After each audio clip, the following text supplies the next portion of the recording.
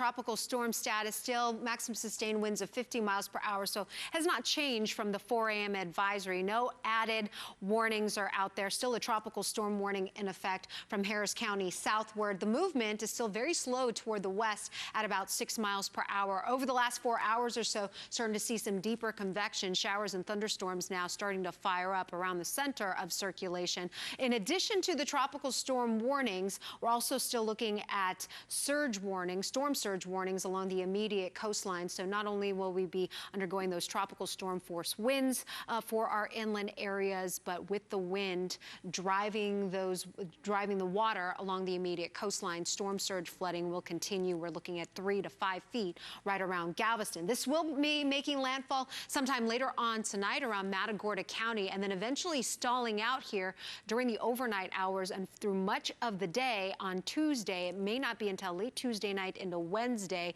when a trough of low pressure from West Texas starts to move eastward, and as it does so, it's going to help steer this system. By Wednesday morning, a tropical depression, still some heavy rain potentially with this system, and then by Wednesday night into Thursday, it eventually pushes far enough east where we slowly start to see some improvements, some drier conditions. But the feeder bands will be ongoing, on again, off again throughout the day and during the evening hours. So coastal flooding going to continue, and with some of these feeder bands, can't rule out some rotating thunderstorms, so there could be an isolated brief tornado, not just today but also through tomorrow. As you can see with that system stalling out to our south and west, or to our west, these feeder bands continuing to feed across our area, could see some rotation with that. And then it continues to press toward the east. Some of our computer models take it back offshore, for now keeping it inland, and then as it pushes inland, still tapping into that Gulf moisture. So flash flood watches through tomorrow evening. We'll have to wait and see. You can see those flash flood watches extending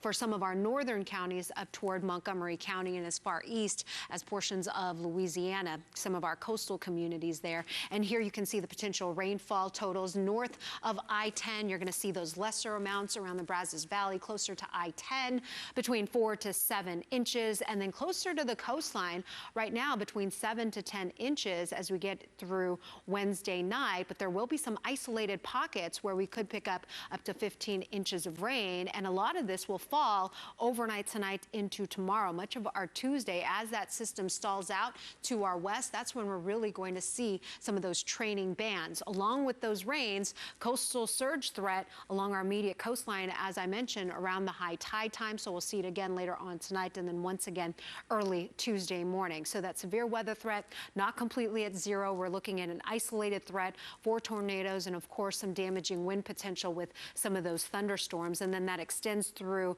tomorrow, and then eventually we see a break by the middle of the week, but that tornado probability right around 2%. So the hour-by-hour forecast will remain very active today, tomorrow, and even into Wednesday. It won't be until late Wednesday night into Thursday when we'll finally start to see that rain drop off, and temperature readings should drop off as well by the end of the week. At least the morning temperatures will start off more comfortable in the upper 60s with afternoon highs in the mid to upper 80s.